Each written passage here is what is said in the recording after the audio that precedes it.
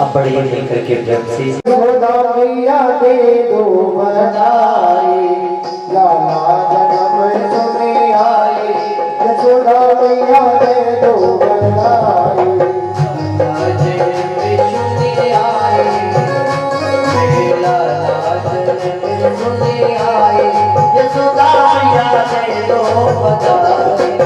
दे दो बधाई मैया दे दो बधाई, दो बधाई मैया दे दो बधाई, दो बधाई मैया दे दो बधाई, दो बधाई मैया दे दो बधाई। लाला जन्म सुने आए, यशोदा मैया दे दो बधाई, लाला जन्म सुने आए, यशोदा मैया दे दो बधाई।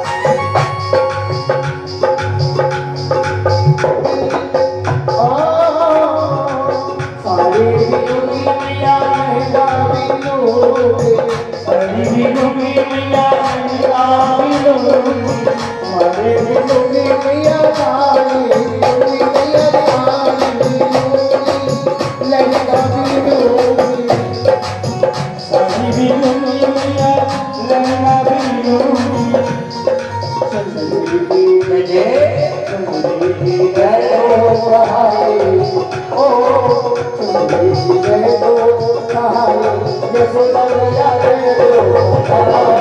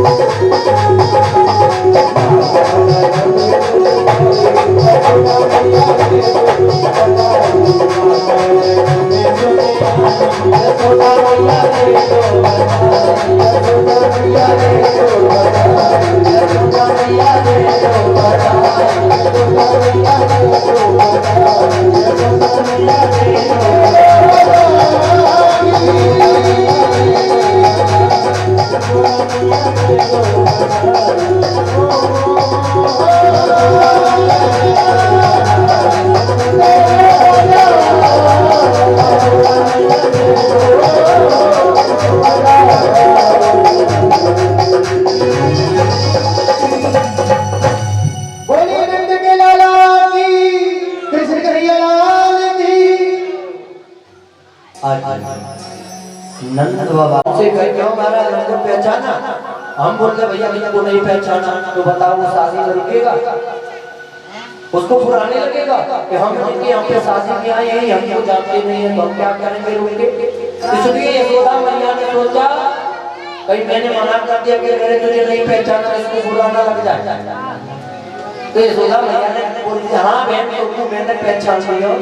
पूतना बोली मैं तुम्हारी मौसी की बुआ की चाचा की लड़की हूँ। अच्छा बहन ये बता, तुमने लाला को कहाँ सुलाया? यशोदा मैया बोले देख रहे अंदर वाला जो कमरा है ना, भाई में लाला पालने में शयन कर रहा है। और पूतना पहुंच गई महाराज, पूतना गई जाकर के आज भगवान कृष्ण को और जहाँ पर लेटे हैं लालन पालन में, उस पालने के पास पहुंच गई और जाकर के कन्हैया को गोदी में, उस बालक को गोदी में उठा लिया।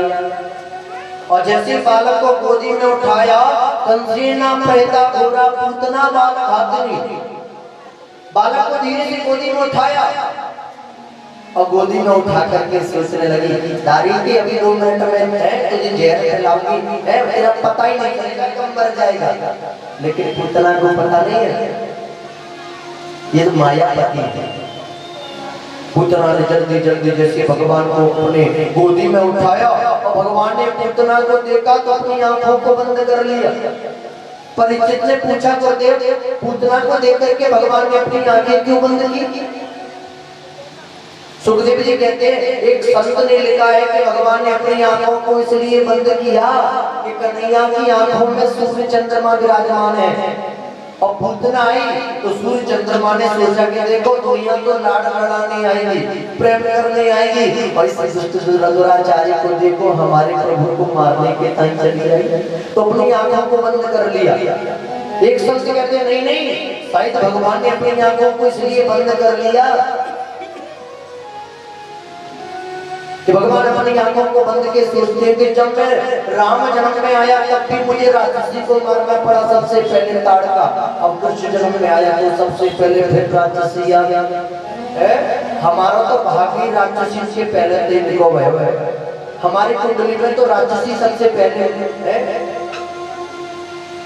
एक संत कहते नहीं, शायद भगवान ने अपने नेत्रों को इसलिए बंद किया कि भोलेनाथ का ध्यान करने लगे कन्हैया। हे भोलेनाथ, विष पीने की को आपको बहुत अच्छी आदत है, समुद्र मंथन में जितना भी विष निकला वो आपने पी लिया, और ये पूतना नाम की राक्षसी हमें विष पिलाने आई है, तो आप ऐसी कृपा कर दो कि विष को आके आप पी लो और दूध मैं पी लूंगा, पैपान मैं कर लूंगा। एक सच बोले नहीं, शायद भगवान ने अपनी आंखों को इसलिए बंद कर लिया, उस पूतना को देख करके देखो ये है तो राक्षसी और हमको मारने आई है, लेकिन काम ये माता करने आई है।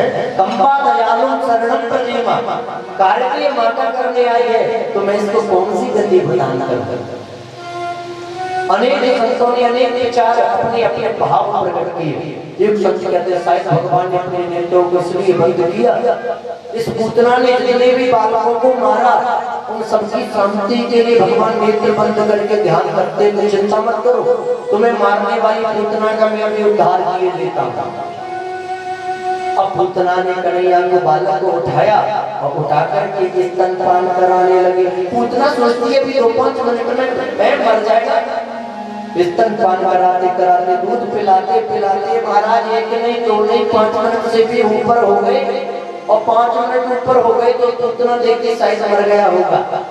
और जैसे ही अपनी कन्हैया भगवान की तरफ देखा तो टुकुर देखने लगे। पूतना बोले हे राम, मैंने तो सोचा चक मर गया होगा, कितनी देर से इसको पी रहा है फिर भी नहीं मरता। और धीरे धीरे भगवान ने एक हाथ से पूछना के दूसरे स्तन को पकड़ लिया और पैपान करते करते और भगवान ने उस पूतना के प्राणों को भी पीना प्रारंभ कर दिया। और जैसे ही प्राणों को पीने लगे पूतना को लगने लगा ये भगवान मेरी शक्ति कम क्यों होती जा रही है। पूतना चिल्लाने लगी, समझ गई सामं च मुंचालमिति प्रवासिनी निज पीड्यमाना किल जीव मर्मणि विभ्रात नेत्रे चरणा भुजगमुः प्रवेशगात्रा क्षिपिधीरुरोहा। पूतना चिल्लाने लगी सामंत सामंत प्रभात प्रवासिनी, हे लाला मुझे छोड़, हे मुझे छोड़। भगवान ने धीरे से कहा मौसी जी हमको तो सिर्फ पकड़ना ही आता, छोड़ना तो हमने सिखा ही नहीं है। और जिसको पकड़ लिया उसको यूं नहीं छोड़ सकते, उसको तो फिर तार के ही छोड़ते हैं। और जैसे पूतना देखो, हे राम राम 6 दिन को बालक, और कैसे टुकुर टुकुर देख के बातें कर रहा है, ये कोई साधारण बालक नहीं हो सकता, ये तो कोई मायावी बालक है। और तुरंत पूतना उस बालक को लेकर के आकाश मंडल में उड़ करके गई और इतना विकराल स्वरूप बनाया, इतना बड़ा स्वरूप बनाया महाराज कि जाकर के आज 18 किलोमीटर में पूतना का शरीर गिर पड़ा। बोले भक्तवत्सल भगवान की। 18 किलोमीटर में पूतना गिर पड़ी 6 वर्ष में। अब ध्यान दीजिए, 18 किलोमीटर के बीच में जितने भी गांव शहर सिटी मकान दुकान वो आए होंगे ना, सबके सब चकनाचूर हो गए। इतनी जगह में जाकर के पूतना गिर पड़ी महाराज। सभी ब्रजवासी दौड़े दौड़े, अरे भैया देखो तो सही, संत बाबा के घर में कोई राक्षसी आई गई और राक्षसी बालक को लेकर के आकाश मंडल में उड़ गई। सभी ब्रजवासी दौड़े दौड़े गए, देखा तो महाराज पूतना का उद्धार हो गया, मृतशैया पर लेटी है और उसके बच्चेस्तर पर भगवान क्रीड़ा कर रहे हैं, खेल रहे हैं, किलोल कर रहे हैं। सभी ब्रजवासी बोले, हे राम, ये तो ठाकुर जी की बड़ी कृपा है जो हमारा नंद को छोड़ा जीवित बच गया।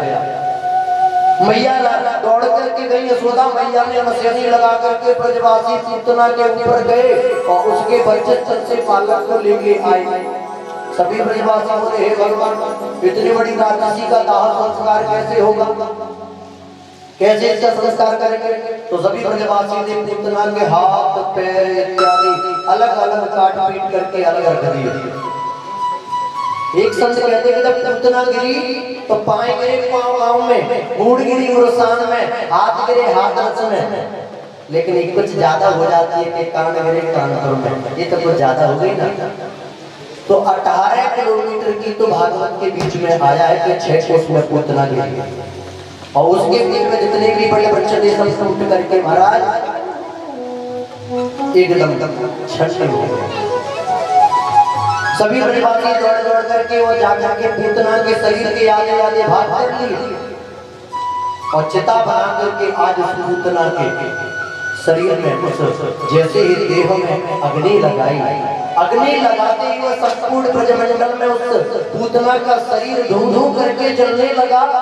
और जब जलने लगा तो उसके ब्रजमंडल में धुआं फैल गया और धुआं के साथ साथ सुगंधी भी फैल गई। और जैसी सुगंधी फैली, परीक्षित जी पूछने लगे, गुरुदेव ये पूतना तो राक्षसी थी, इस राक्षसी के मरने के बाद इस राक्षसी के शरीर में से सुगंधी क्यों आई, खुशबू क्यों आई, दुर्गंध आनी चाहिए थी। भगवान बोले नहीं। सुखदेव जी कहते नहीं परीक्षित ये थी राक्षसी, लेकिन भगवान ने इसके शरीर को स्पर्श कर दिया है। भगवान क्या कहते हैं, अहम तो सर्वान धर्मान परित्यज्य, हे भगवान सर्वान धर्मान परित्यज्य मामेकम शरणं व्रज, तू सभी धर्मों को छोड़ करके मेरी शरण में आ जा। तो चाहे वो व्यक्ति कितना भी पापी हो, दुष्ट हो, दुराचारी हो, कुटिल हो, कामी हो, क्रोधी हो, जीवन भर उसने पाप किए हो और अंततः यदि कहीं वो भगवान के चरण में चला जाता है, पूतना कितनी बड़ी राक्षसी थी, अंततः भगवान के शरण में चली गई तो भगवान ने उसके अवगुणों को दूर कर दिया। बोले क्यों? कि भगवान कहते ना कि सन्मुख हो ये जीव मोहि जबहि और जन्म कोटि अज्ञानसहि तबहि। जब कोई व्यक्ति कोई भक्त मेरे सन्मुख आता है ना, भले ही उसके अंदर कितने भी अवगुण भरे हो और मेरे सन्मुख आने पर मैं उसके समस्त अवगुणों को दूर कर देता हूँ। इसी प्रकार पूतना के अंदर अवगुण तो है, लेकिन पूतना को स्पर्श करते भगवान ने समस्त अवगुणों का पान कर लिया और उस स्पर्श करने से पूतना के शरीर से सुगंधी फैल गई। ये पूतना कौन है? पहले के जन्म की पूतना वही है, राजा बलि की बेटी रत्नमाला। ये पूतना कैसे बनी? बोले महाराज जब बलि को छलने के लिए वामन भगवान आए तो बलि की बेटी रत्नमाला कहती है, ओहो कितना सुंदर बालक है, शायद ऐसा मेरा बालक होता तो मैं इसको स्तनपान कराती। भगवान ने कहा तथास्तु, समय आने पर हम आपके यहाँ पर स्तनपान करेंगे। और जब वामन भगवान ने बलि के संपूर्ण धन को छीन लिया है, सब कुछ लूट लिया, तब वही रत्नमाला कहती ऐसा बालक मेरा होता तो जहर पिला के मार देती। भगवान ने कहा चिंता मत कर, हम तुम्हारा जहर नहीं पिएंगे। तो भगवान को तो अपने वचन याद थे, भक्त के, तो महाराज उसको तथास्तु कहा और समय आने पर उसका स्तनपान भी किया और जहर का पान भी किया। आज प्रभु बड़ी लीला करते हैं। आज मैया ने, यशोदा मैया ने लाला को, कन्हैया को उठाया और उठा करके नजर झाड़ने लग गई। ध्यान दीजिए, मैया नजर झाड़ने लगी। बोले क्यों? क्योंकि पूतना जैसी राक्षसी को हमारे बेटा ने स्पर्श किया है। इतने में नंद बाबा लौट करके आ गए, देखा वो न जाने कहां से इतनी बड़ी राक्षसी हमारे लाला के कई कष्ट देवे के चली आई। तो मैया यशोदा गौशाला में ले गई और गौशाला में ले जाकर के गौमूत्र और गोबर से और गैया की पूंछ से लाला की नजर झाड़ रही है।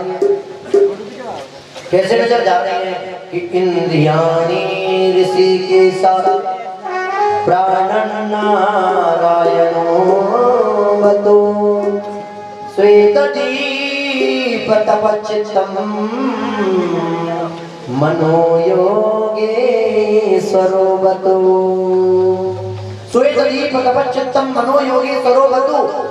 माता यशोदा आज भगवान को लेकर के और आज नजर झाड़ रही है इंद्रियाणाम ऋषिकेशा। हे ऋषिकेश भगवान मेरे लाला की इंद्रियों की रक्षा करना। प्राणा नारायणो बतु, हे नारायण भगवान मेरे लाला की प्राणों की रक्षा करना। श्वेत दीप तपश्चित्तम, हे दीप भगवान मेरे लाला की चित्त की रक्षा करना। मनो योगेश्वरो बतु, हे योगेश्वर भगवान मेरे बेटा के मन की रक्षा करना। शयनम पाद माधवा, हे माधव भगवान मेरे लाला की सोते समय रक्षा करना। क्रीडम पाद गोविंदा, हे गोविंद भगवान मेरे बेटे की खेलते समय रक्षा करना। और भगवान का नाम ले रही है और भगवान के नाम से झाड़ रही है। गोविंदाय नमः, कृष्णाय नमः, माधवाय नमः, मधुसूदनाय नमः, त्रिविक्रमाय नमः, वामनाय नमः, आपवत्साय नमः, वीरविदाय नमः, हरे नमः, परमात्मने नमः। और जैसे मैया भगवान के नाम से भगवान को जा रही है और भगवान को हंसी आएगी। देखो तो मैया को हमारे नामंती हमें झाड़ रही है बड़े प्रेम से है। आप कभी प्रैक्टिकल करके देखना, कभी किसी के बेटा को नजर लग जाए और ना कोई पंडित जी मिले, कोई बाबा नहीं मिले ना, तो क्या करना है, भगवान की 12 नाम 12 नामों को लेकर के और इन्हीं 12 नामों से गौशाला में जाकर के अपने बेटा की नजर झाड़ के देखना। जब भगवान की नजर उन्हीं 12 नामों से उतर जाएगी तो आपके बेटा की क्यों नहीं उतरेगी। आज मेरे प्रभु बड़ी लीला करते हुए आगे बढ़ रहे हैं। बोल वृंदावन हरियाली की जय।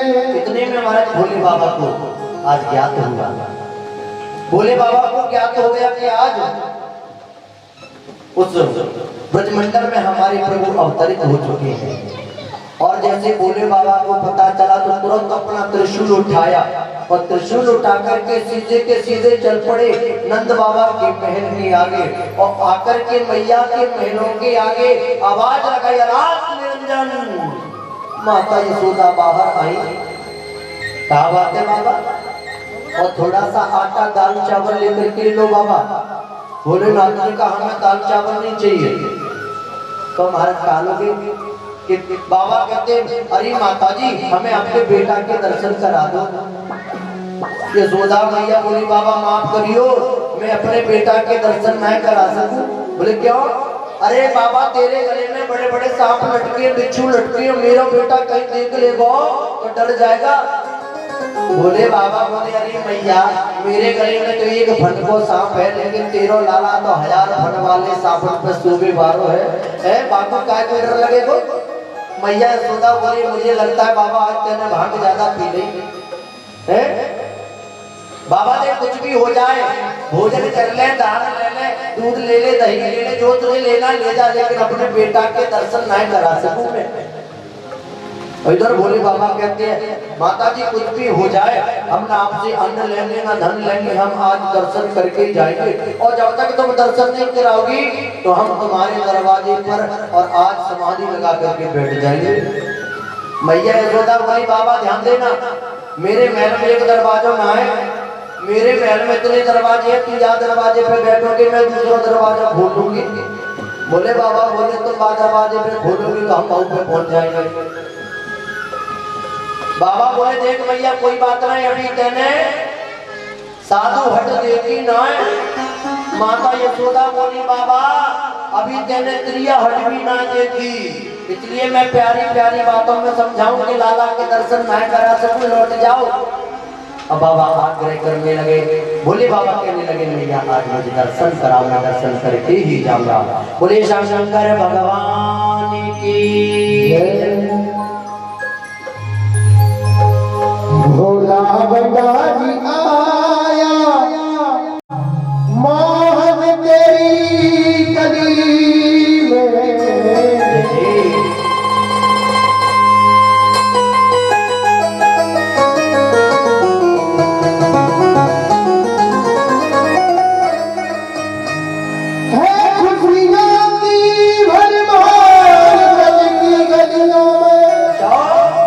नाचे गाए हर निशान ब्रज की गलियों में। आए शंकर जी भगवान ब्रज की गलियों, करने का दीदार ब्रज की गलियों में। भोला बंडारी आया मोहन तेरी गली में।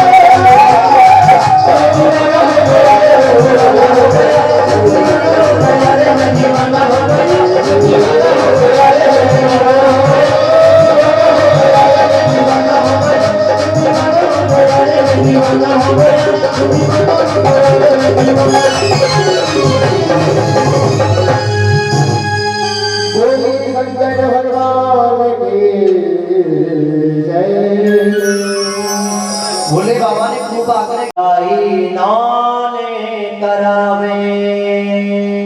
अरे बाबा जल्दी से चलो, भैया यशोदा ने आपको महलों में बुलाया है। बोली क्यों? क्योंकि उनके चोरा को नजर लग गई ना, इसलिए बाबा ने कहा हम नहीं जाते किसी के घर। अरे बाबा चलो तो सही। बाबा ने कहा अच्छा एक काम करो, आपकी मैया यशोदा से जाके पूछो कि हमें दर्शन कराए तो ही आएंगे, नहीं तो हम नहीं आने वाले। और तुरंत दौड़ करके गोपी आई, कहा भैया बाबा सीधे साधे ना आए, ऐसे ना आने वाले बाबा। तो ये बाबा ने कहा यदि मुझको छोरा के दर्शन कराए तभी मैं आऊं। मैया यशोदा बोली अरे बहन जाके बोल दे कि हाँ हम आपको छोरा के दर्शन कराए देंगे।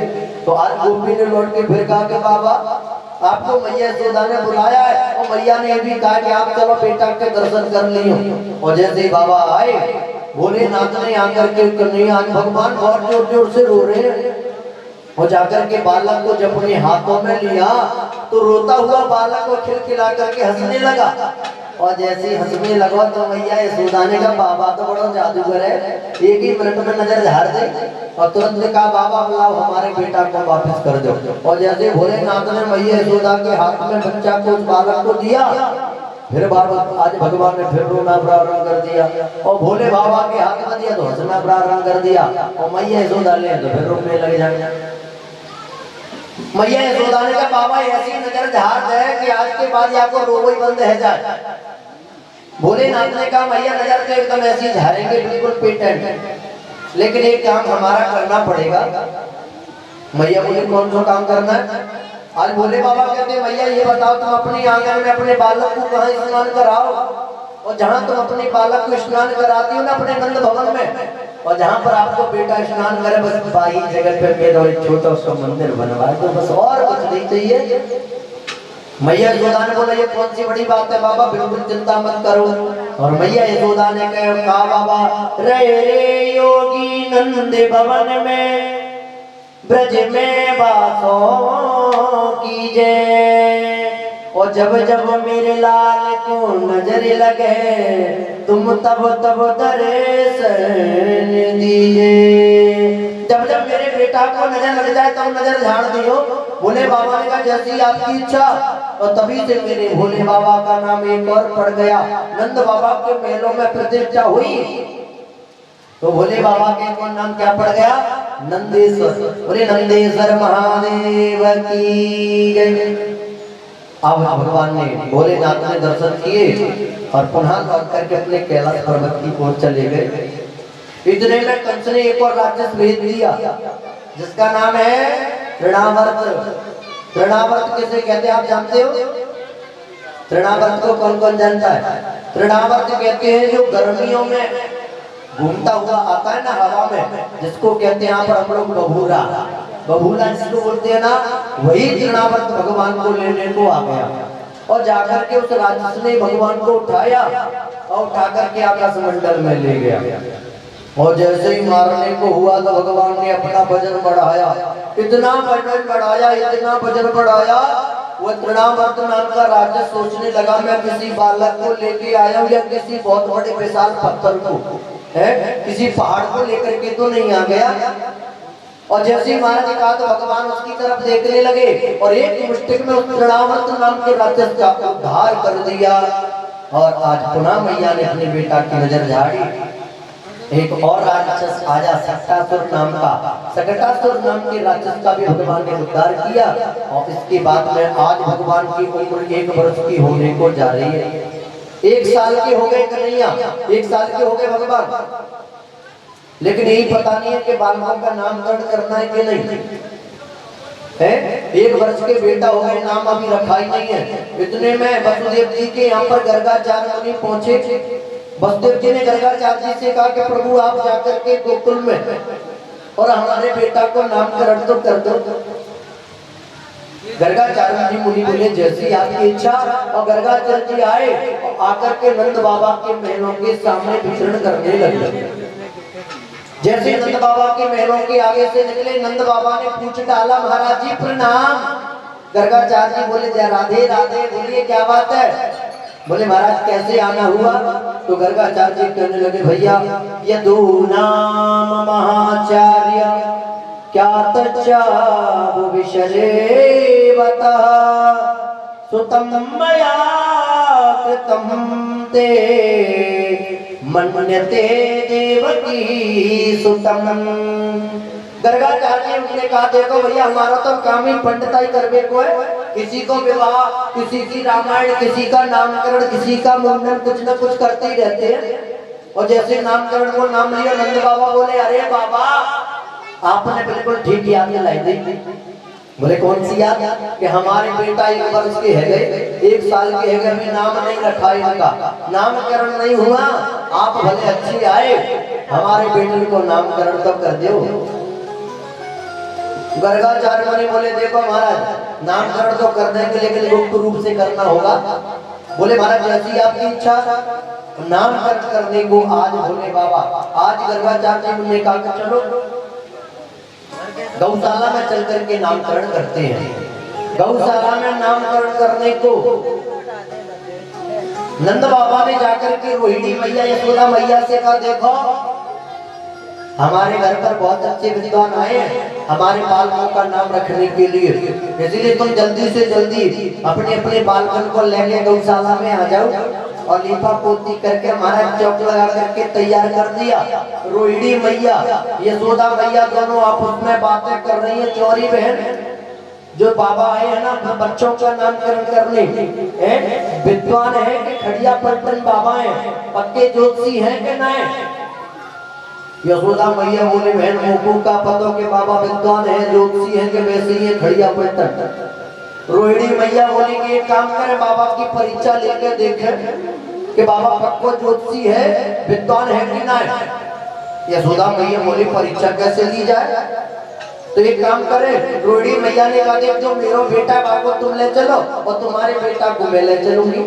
यदि बाबा पक्का ज्योतिषी होगा तो बता ही देगा कि किनका बेटा वो किसका बेटा, और ज्योतिषी नहीं होगा तो नाम रखे चलो जाएगा तो हम पहचान जाएंगे। दोनों मैयाओं ने आपस में एक दूसरे के बेटाओं को ले लिया और एक दूसरे के बेटाओं को लेकर के गर्गाचार्य के सामने गौशाला में बैठ गई। कहा बाबा जल्दी से हमारे बेटाओं का नाम रख दो ना। और जैसे गर्गाचार्य जी ने देखा समझ गए वो हो मैया बड़ी चालाक है हमारी परीक्षा लेने के लिए आई है। तुरंत गर्गाचार्य जी बोल पड़े अयम ही रोहिणी पुत्रो रमयन सुहृदो गणे आज्ञा तेरा मैनी बलादिज्ञा बलम विदो। गर्गाचार्य जी बोले अरे रोहिणी मैया आपकी गोदी में जो बेटा है वो आपका बालक नहीं है वो यशोदा मैया का बालक है। और यशोदा मैया तुम्हारी गोदी में जो बेटा है वो तुम्हारा नहीं है वो रोहिणी मैया का है। और जैसे इतना बताया आप उसमें दोनों बहन इशारों करके लगी बहन बाबा तो पक्को ज्योतिषी निकलो। हाँ हमने सोची कि खड़िया पलटन बाबा होगा लेकिन ये तो पक्को ज्योतिषी निकले। तुरंत अपनी सोने की अंगूठी निकाल के रोहिणी मैया ने बाबा के आगे रख दी। लो हमारे पहले दक्षिणा पकड़ो जल्दी से हमारे बेटा का नाम रख दो। और जैसे गर्गाचार्य ने रोहिणी मैया के बेटे की तरफ देखा बला दीक्षा बलम विदु। गर्गाचार्य मुनि कहते अरे रोहिणी मैया जो आपका बेटा है ना इसके अंदर अदब बल होगा इसलिए एक नाम इसका बलराम होगा। कल्याण करने वाला होगा इसलिए दूसरा नाम इसका बलभद्र होगा और तीसरा नाम इसका दायु दयाल भी होगा। चौथा नाम इसका संकर्षण भी होगा। एक गर्भ से लेकर के दूसरे गर्भ में स्थापित करने पर इनका नाम आज संकर्षण भी होगा। बड़े बेटा का नाम रख दिया बलराम दाऊ दयाल संकर्षण हलधर।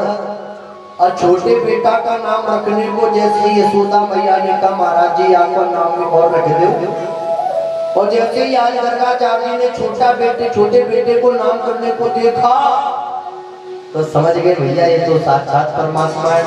इनके नाम अनेके अनूपा मैं समति अनुरूपा इनके नाम। गर्गाचार्य ने जैसे देखा इनके नाम अनेक अनूपा अरे महाराज इनके तो हजारों नाम है मैं क्या नाम रख सकता हूँ। और देख करके भगवान को आज महाराज समाधि लग गई गर्गाचार्य जी की। और जैसी समाधि लगी तो समाधि होती है दो प्रकार की। कौन कौन सी समाधि? एक होती है त्राटक समाधि और दूसरी होती है ध्यान समाधि।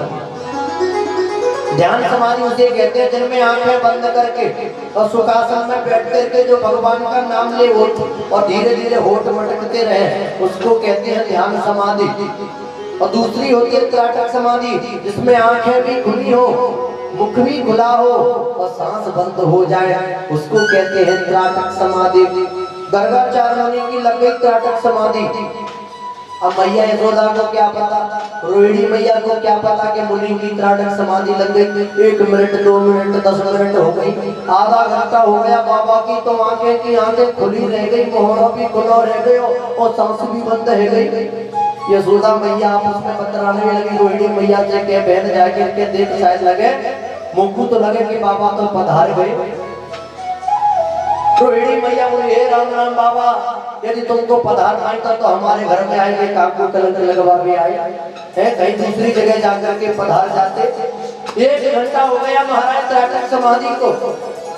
तुरंत रोहिणी मैया ने बाबा को पकड़ करके जैसे हिलाया, रे बाबा आज गर्गाचार्य की समाधि टूट गई। हाँ माता जी बताओ क्या बात है।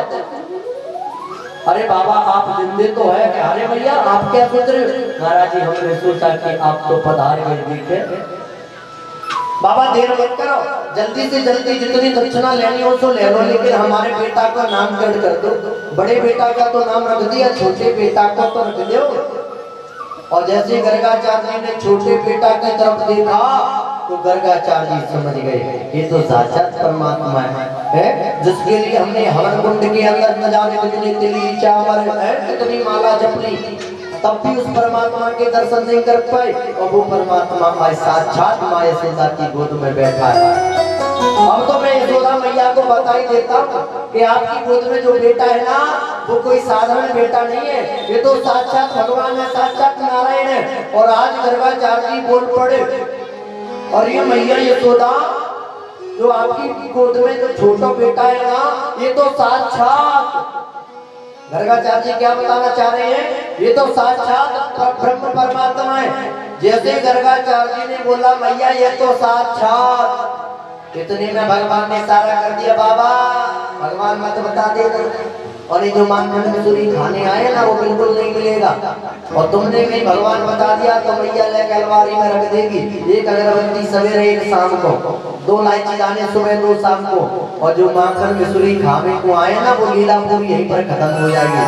इसलिए बाबा बता मत देना मैया को। तो बाबा ने अपने वचन वही बंद कर दिए। मैया बोली, बाबा क्या बात है, रुक क्यों गए, बताओ क्या है साक्षात। बाबा ने बात पलट दी, मैया आपको जो छोटा बेटा है ना एकदम साक्षात गुणों की खान है। बाबा ने बात पलट दी। बाबा इधर उधर की तो बात लगाओ मत, जल्दी जल्दी बेटाओं का नाम रख दो। तो आज गर्गाचार्य छोटे बेटा का नाम रख रहे हैं, आसंवरणाश्रयो हास्य गृहीतो नुगयं तनो शुक्लो रक्तस्तथा पीतम् इदानीं कृष्णतं गता। गर्गाचार्य इदानीं कृष्णतं गता शुक्लो रक्तस्तथा पीतम्। गर्गाचार्य कहते अरे मैया पहले के वर्ण में इनका शुक्ल वर्ण था, और फिर मैया इनका रक्त वर्ण हुआ, और फिर इनका पीत वर्ण हुआ, अब इनका कृष्ण वर्ण हो गया। और इनके अंदर सबसे बड़ी शक्ति है, बोले कौन सी, के आकर्षण करने की। कोई भी मिल जाए सामने उसको अपनी तरफ खींचने की। आपको किसी के भी ध्यान को अपनी तरफ केंद्रित करने की इनके अंदर बहुत बड़ी शक्ति है। इसलिए मैं इनका नाम रखता हूँ कृष्ण। और जैसे ये काम करते जाएंगे वैसे इनके नाम बढ़ते जाएंगे। और यशोदा मैया और रोहिणी मैया आपस में बात करने लगे, अरे बहन हमारी उम्र 85 वर्ष से ऊपर है कि बाबा ने ऐसा नाम रख दिया कि हमारी जीत पे आ गई ना। अब मैया यशोदा बोली और रोहिणी मैया आपस में कह रही है कि भैया हमारे मोड़े थे तो कृष्ण निकले भी ना। इसलिए दोनों माताओं ने आपस में वात्सल्य का प्रेम दूसरा नाम रख लिया। बोले कौन सा? रोहिणी मैया बोली हम बड़े बेटा को बलराम को कहेंगे बलुआ और कृष्णा को कहेंगे कलुआ, यही नाम अच्छा होगा दोनों का। आज दोनों माताओं ने अपने अपने बेटाओं के नामकरण कर लिए महाराज। एक दिन की बात, आज हमारे कृष्ण कन्हैया 1 साल से ऊपर के हो गए। नंद बाबा यमुना जी में गए और यमुना जी में स्नान करके आए, और स्नान करके लौटने के बाद में आकर के और महाराज अपने उस नंद बाबा के अपने महलों में बैठ करके मंदिर में आए। मंदिर में आकर के दूध दही घी शक्कर शहद सबको लिया और एक एक करके भगवान सालिग्राम जी को उठाया। सालिग्राम को उठा करके नंद बाबा पहले दूध में नहलाते हैं, फिर दही में स्नान कराते हैं, फिर घी में स्नान कराते हैं और फिर शक्कर से स्नान कराते हैं और शहद से स्नान कराते हैं। इतने में कन्हैया घुटमन चल के आए और आकर के जैसे ही कन्हैया को देखा, कन्हैया ने आकर के देखा कि सालिग्राम जी बड़े प्रेम से नहा रहे हैं, दूध दही से बड़े प्रेम से नहा रहे हैं। आज नंद बाबा ने स्नान करने के बाद में सालिग्राम जी को दूध दही से नहला करके चंदन लगा करके और अपने ऊपर एक वस्त्र डाल दिया। जब नंद बाबा भजन करते तो क्या करते, अपने ऊपर एक वस्त्र डाल देते और बड़े प्रेम से आंखें बंद करके भगवान का भजन करते। इधर नंद बाबा अपनी आंखों को बंद करके भजन कर रहे हैं, सालिग्राम जी आगे बैठे, चंदन लगा के बैठा दिया और कन्हैया धीरे धीरे घुटमन चल के आए। आकर के कन्हैया ने सालिग्राम को उठाया और सालिग्राम जी को उठा करके भगवान ने अपने मोहड़े के अंदर रख लिया, मुंह में रख लिया महाराज। और जैसे मोहड़े के अंदर रखा बड़े प्रेम से बैठ गए। और कुछ देर बाद जैसे नंद बाबा की माला पूरी हुई और माला पूरी होने के बाद में जैसे नंद बाबा ने आज सालिग्राम जी को प्रणाम किया, सालिग्राम भगवान की जैसे सालिग्राम जी को प्रणाम किया तो नंद बाबा ने देखा, हे राम राम, मेरे सालिग्राम जी कहाँ चले गए, न जाने कहाँ गायब हो गए। और हाथ जोड़ करके कहने लगे, हे सालिग्राम भगवान, मोटे कोई गलती है कि तो क्षमा कर दो, आप मेरे घर को छोड़ के कहाँ चले गए। इधर उधर देखा, कहीं पर सालिग्राम जी नहीं दिखे और पीछे मुड़ के देखा तो पता चला कि एक और भगत जी बगल में बैठे हैं। और जैसे भगत जी की ओर देखा तो कन्हैया से पूछा नंद बाबा ने, चोरे लाला, तूने हमारे सालिग्राम जी को अपने मोहड़े में रखा। अब बोल के सिपाही, छोटा सा बालक इतना ही बड़ो बाप को मोड़ो, इतनी बड़ी सालिग्राम जी मोह के अंदर। बाबा ने पूछी, चोरे, तेने अपने मोह के अंदर हमारे सालिग्राम जी को रखा। कन्हैया करते हो और बाबा ने एक मुट्ठी जैसे ही मारी तो सालिग्राम जी मोहड़े से बाहर आए गए। तुरंत नंद बाबा ने आवाज लगाई, अरे भाग्यवान, जल्दी आओ। यशोदा मैया दौड़ के आ गई, क्या बात है महाराज, समझाए तो अपने लाला को जा डांट के रखा करो। बोले, महाराज कौन सी गलती कर दी बेटा ने। अरे यार, तेरे छोराने आए के मेरे सालिग्राम को अपने मोहड़े के अंदर रख लियो, झूठो कर दियो। मैया यशोदा बोले, बाबा क्षमा करियो, छोटो सो बेटा बाप का जाने, रसगुल्ला समझ के खा गए हो है? नंद बाबा बोले, देख यशोदा, यदि तू आज इसको नहीं डांटेगी ना तो ये बिगड़ता चला जाएगा। इसलिए लाल एक पंचवर्षाणी 10 वर्षाणी ताड़े, बालक जब 5 वर्ष का हो तब तक उसका लालन पोषण करो और 10 वर्ष का हो जाए तो धीरे धीरे डांटना प्रारंभ कर दो।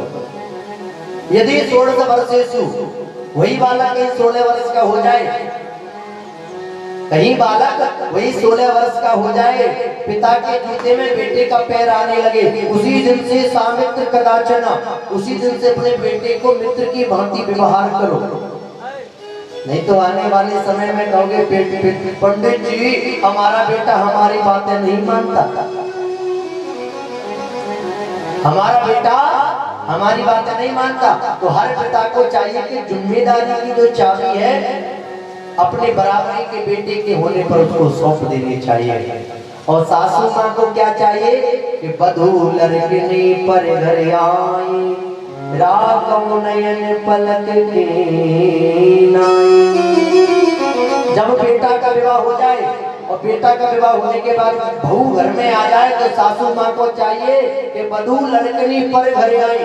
अपने घर को छोड़ करके जब सासू माँ के घर पे आए तो उसको बेटी की तरह मान करके उसकी ऐसी रक्षा करनी चाहिए जैसे कठपुतली आंखों की रक्षा करती है, कोई कचड़ा अंदर नहीं जाने देती, ऐसे ही अपनी बहू की रक्षा करनी चाहिए सासू माँ। सासू माँ को एकदम अपनी बहू को बेटी की तरह मानना चाहिए। लेकिन एक बात और है, बहुओं को भी चाहिए कि सासू माँ को अपनी माँ की तरह माने, नहीं तो बहू बड़ी खुश हो रही है कि पंडित जी हमारी बड़ाई कर रहे हैं, सासू माँ बड़े प्रेम से परामते खिलाएंगे, है हलवा खिलाएंगे, घी में तो आपका भी धर्म बनता है। ताली तो दोनों हाथों से बजती है, एक हाथ से कभी नहीं बजती। इसलिए ध्यान रखना, सासू माँ यदि आपको लाड़ दुलार प्रेम करेंगी तो आपको ही सासू माँ को अपनी माँ समझना होगा। यदि हमारे भारत के अंदर हर बेटा हर बहू सासू माँ को माँ समझे तो जितने भी भारत के अंदर अनाथ आश्रम है उनमें एक भी कोई बुढ़िया वृद्ध माता नहीं जाएगी, किसी की भी माँ उस अनाथ आश्रम में नहीं जा सकती यदि हर बहू सासू माँ को अपनी माँ समझे तो। अच्छा, एक चीज और देखने को मिलेगी, आप लोग प्रैक्टिकल करके बताना। आज के समय में, आज की दुनिया में सबसे ज्यादा क्या चल रहा है कि विवाह हुआ नहीं है कि 2 साल बाद तुरंत तलाक, डिवोर्स हो जाता है, तलाक हो जाता है। बोले क्यों? तुरंत तलाक होने लगा है। और पहले के समय में तो महाराज हमारे कुछ ताऊ दादा ऐसे बैठे जिनके 2-2 3-3 विवाह हुए हैं, और आज के समय में महाराज 1-2 साल भी नहीं टिक पाती तब तक तलाक हो जाता है। बोले क्यों? क्योंकि ध्यान देना, जिस बहू के तार अपने मायके से माताजी से जुड़े रहेंगे ना फोन पर, ध्यान देना उनके घर को बिगड़ने में देर नहीं लगेगी। सासू माँ कहेगी, अरे माताजी फोन करके कहेगी, बहू अपनी बेटी से देख 4 आदमी के लिए तुम अपने घर में गई हो, 4 से 5 वो भी हो तो रोटी मत बनाई हो, वो काम मत करना, ये मत करना, तुम तो आराम से सो जाकर 4-5 टाइम भोजन किया कर। बहू कहेगी, आज बेटी कहेगी, मम्मी जी सासू माँ ने मुझको डांट दिया। अरे बाकी बातों पे ध्यान मत दिया करो, और बात तो मैं बताऊंगी समय आ जाता है। तो महाराज ध्यान रखते हैं इन बातों पर। हर माँ को चाहिए अपनी बेटी को सुंदर शिक्षा दे, सुंदर शिक्षा दे, क्योंकि महाराज जनक जी ने अपनी बेटी के लिए ढूंढा तो राजकुमारी था, राजघराना परिवार था, है प्रभु श्री राम, इतना अच्छा सुंदर परिवार था, है। लेकिन भाग्य में क्या मिला? 14 वर्ष का वनवास, फिर जाकर के फिर वनवास। इसलिए आप व्यर्थ में चिंता मत करना कि मैं अपनी बेटी को ऐसे घर में दूंगी तो है, उसके बाद क्या हो गया, बेटी पे थोड़ा सा कष्ट आया और तुरंत फोन कर दिया, बेटी घर को छोड़ के भागा। ध्यान देना, 1 साल 2 साल 3 साल अपने मायके में जाकर के रह लोगी, लेकिन